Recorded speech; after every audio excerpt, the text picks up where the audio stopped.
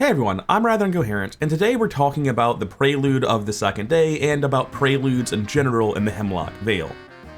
See, my issue with the Preludes, not so much the evenings, these 3 evening scenarios really are just story text, but the 3-day Preludes are this whole map where you go around town, you talk to people, you create this complicated flowchart of what happens if you're losing your mind like me and trying to really analyze what the Prelude is and how it works. We'll get into that flowchart in a second, don't worry. It's not really made into a flowchart yet, it's like the roughest draft that you would then make into a flowchart. But the reason I'm analyzing it so much is because I don't want to play them anymore.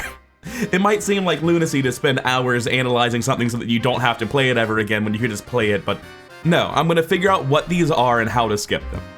And as a result, I've been really looking at them and trying to figure out how much of this can you get done in a given day if you're playing efficiently with meta knowledge. And that's a complicated question to answer because movement actions might require someone to backtrack. They shouldn't, maybe there'll be very little, especially at 4-player counts though, some amount of doubling up on movement actions is necessary. And then you have to deal with the fact that different player counts have different amounts of doom and different amount of actions per round.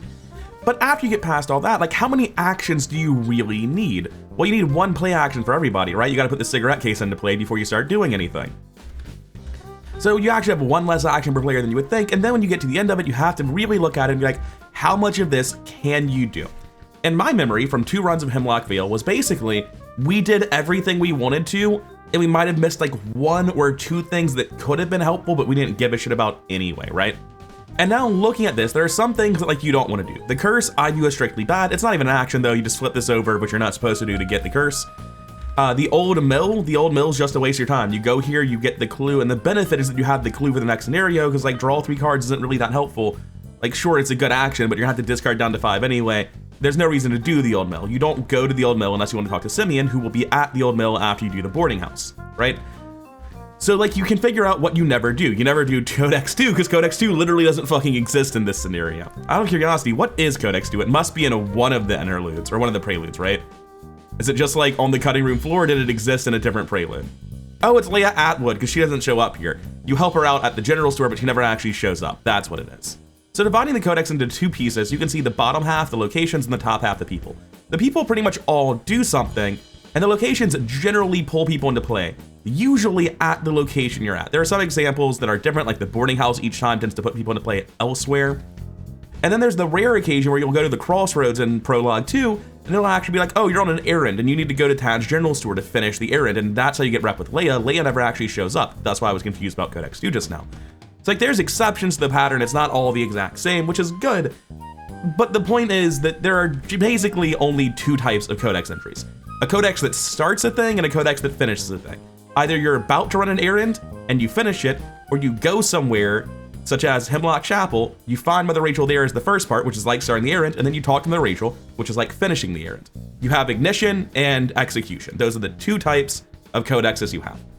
I have all the benefits off to the side over here with what triggered them, and you'll notice that almost all of them are in boxes. That box means the reward is actually conditional. So with Mother Rachel, you always get her reputation and experience, but you only get the Cornhusk doll based on a specific thing you had to do with Mother Rachel in a previous story section. For Simeon, the only thing that you can get from him is the plan will be underway if you talk to him during the dance in the previous night. William Hemlock will only be useful if you're already friends with him. Same with River, same with Gideon, same with Judith and Theo, except that's not friendliness, that's whether or not you were already friends with them on night 2, allowing them to help you with the bear. And the commons is requiring you to exile a story item, which requires you to get an item to exile, because it can't just be an item in your deck, it has to be a story item.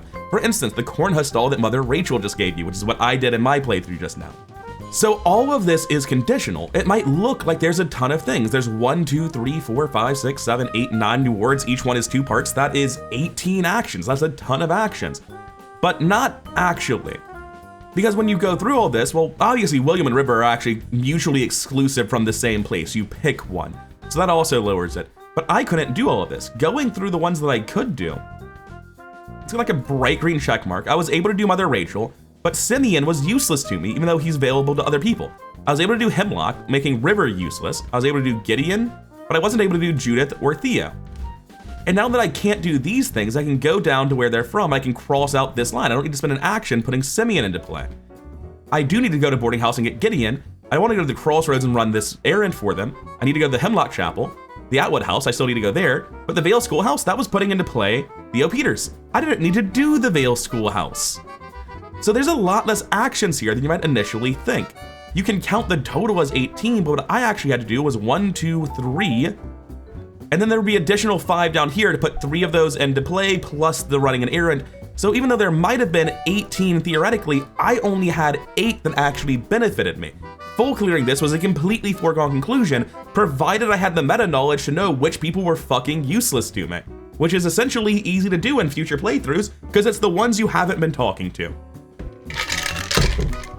Now, the reason I bring up how important meta knowledge is and how I've been consistently full clearing prologues is because in a future video, I'm going to produce a document that is essentially going to be a way of skipping prologues.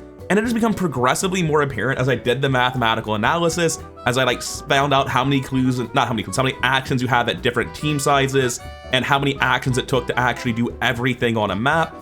The only reason you wouldn't completely full clear a prologue and read every codex you care about is because you messed up, because it was a blind playthrough, because somebody just went to the wrong place, or maybe you drew a bunch of auto fails, but there's only 5 skill tests in the whole thing, right? Getting more than 1 auto fail is statistically anomalous.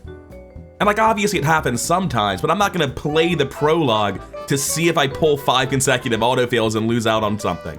When I played this just now, I went through this ahead of time. I was like, what can I actually do? And I realized oh shit, there's a surprisingly low amount of stuff that you can actually do in this with my story route. I'm only gonna get to finish 5 of these 8 possible things. And after realizing that, I played it with the meta knowledge of where am I able to go, what actually matters. And I ended with 2 full rounds to spare. I drew 5 extra cards on Winnie. I drew another 4 or so on Vince. It was easy to full clear this with meta knowledge. And you can argue you should never have that meta knowledge. You shouldn't really know where Theo's gonna pop out from. You don't know if he's gonna be in the schoolhouse. That could be Will. He was there last time, right? Some amount of meta knowledge is bullshit, I'll concede. Having perfect meta knowledge like this is more than you will have, generally speaking.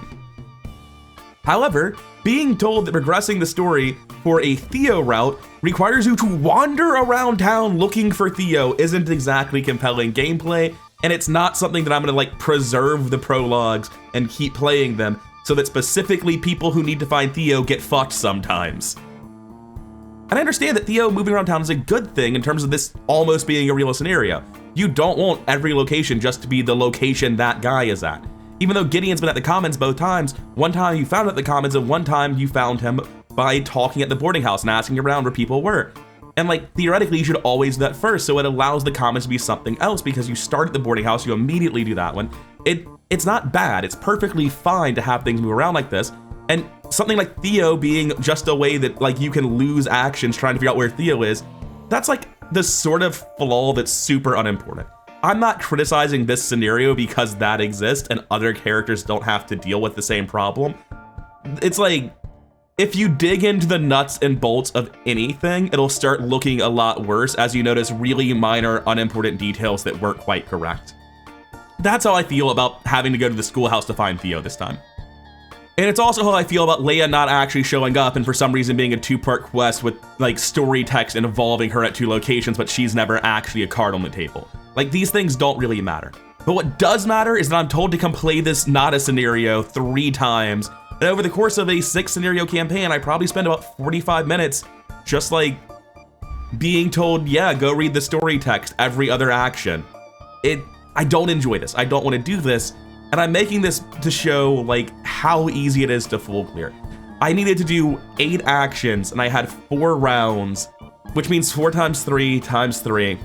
So 4 times 6, which is 24, and that is abundantly more than 8. I easily have enough for both characters to take their play action, walk around town, go do the things, and have plenty of time left just to draw cards and get a better hand for the next scenario. So when I do inevitably put out a document, and I'm gonna do my best to make it look nice and look professional and not be just one line of text that just says read every codex Lamau, because it really is read every codex Lamau. I had time to do 1 or 2 things that weren't even available to my route because I don't know the people well enough. You have so much extra time. And I will concede that 2 and 3 players is the easiest for the prologues. True Solo has 14, I'm not gonna get into the math right now, I've already done the math, just take my word for it. True Solo effectively gets 14 actions to do the entire prologue, whereas 2 players gets 22, 3 players gets 24, and 4 players, because they passed the point of diminishing returns, only gets 20. 2, 3, and 4 are all pretty close, but all the same, 2 is technically the second most generous prologue, but like, I was so far ahead of this. This is my save from before I did the prologue, and it was just, oh, it's so... It makes me sad, because I wanted to like make a point-based system for how to skip the prologues, and now that like I've made the point-based system and I'm realizing like the point-based system says you have enough actions to do like literally all but one of these, and there's no route where you've actually met the criteria to do all but one of them. So really what I'm going to be doing is just like creating a document with reorganized codex entries and telling you, hey, for the routes you've taken, pick any of these. You can read all of them, but obviously most of them won't apply to you, so there's no point. Because like there's no way to make a point system where like your completion is affected by like making decisions. I thought the prologues would like, when reduced down to the raw math of the scenario, it would be a thing where you had to make like 1 or 2 choices. The reality is there are no choices. You have enough time to do everything you can possibly care about, and the only reason you would fail to do that is because you don't know what that actually entails from a gameplay perspective, or people aren't communicating and they're both moving to the same location to do the same thing. Anyways, this has been another brief rant on prologues with an explanation as to why, within a week or 2, I'll be uploading a video where it's like, hey, here's what you should do if you don't want to play the prologues. And it'll basically just be a pretty little PDF file that says read the story text directly. And in case you're wondering like what that entails, just reading the codexes in order is deeply confusing. You would want to read like Codex 11 and then Mother Rachel. And if you're just gonna flip through them, it would be nice to have like the card for Hemlock Chapel next to the card for Mother Rachel, all in like one little thing with the arrow leading from one to the other. I'm essentially going to take all the stuff in the rules pamphlet, all these locations and cards, and I'm going to turn them into flowcharts, put them next to instructions telling you what to read and why. And yeah, I don't know that there needs to be a point-based system. I think that just fucking adds confusion to a thing that's really trivially easy to full complete every time. Because like, holy shit, in previous playthroughs, we were nearly full completing everything, and I actively had the opinion, I refuse to optimize this isn't Arkham, just tell me where to go. I'll be like making a drink and getting a snack while other people take their turns, because I don't care about any of this. And yeah, this really does just say like gain 5 experience after your next scenario. You just can't play the game for a little bit to earn it. I feel like I'm rambling in circles, so I'm gonna stop now, but before I close up, I do just wanna say, I think one of the biggest failures in player scaling out of anything in Arkham Horror is these prologues. The fact that single player is the only outlier, like True Solo is the only outlier for the prologues, which are story text and experience and nothing else, right? All this does for True Solo, you go into every scenario with less experience. You have more things locked out of your path where you just didn't get the ability to talk to people. Like the fact that True Solo's getting deprived of around 1/3 of the prologue. Like I don't like the prologue, but it's important story text and it's important experience. And it's bizarre to me that True Solo is the only one that doesn't get anything. Especially when the fix is like as easy as in True Solo, start with no doom and you get an extra action every turn. That would give them 18 plus 6 is 24 actions, down to 23 counting their play action. It would be exactly in between a 2 and 3 player. They could have fixed it. There was a mathematical solution, but it isn't. It's another example of Polish and Hemlock being rough. And really, I just want to make this video to like express my frustration that when trying to make the prologues interesting, even if only as a point-based choose your own adventure story where you pick like 4 out of 5 options and you're forced to give up on something, I found out that's actually punishing players for not playing the prologues. They could have gotten all 5 every time if they had done it themselves. That's it for now. I've gotten it out of my system. I'll be back with more regularly scheduled HEMLOCK VALE tomorrow, or something. There'll definitely be more Arkham tomorrow. I don't know what the video schedule is. That's up to my future self. I don't want to edit videos. I'm deep in the hole right now. Not looking forward to that. Regardless, I've been rather incoherent. I hope you enjoyed listening to me complain about prologues, break down the math of them at least a little bit, and explain the structure of them and why I think that trying to reduce them to a mini game and choose your own adventure is not applicable, because the actual solution is read everything. Like the whole work I'm gonna be doing is reformatting the book to be able to read everything easily. Man, I said I was gonna sign off and I just repeated myself and went in circles. I can't help it. This drives me up a wall. I hate the conclusion I came to with prologues. Anyway, signing out. I've been rather incoherent. Thank you for listening. As always, like the video, subscribe, comment. That stuff really helps the channel grow. And a massive thank you to my patrons over on Patreon. whom I cannot really overstate my gratitude to. See you in the next one.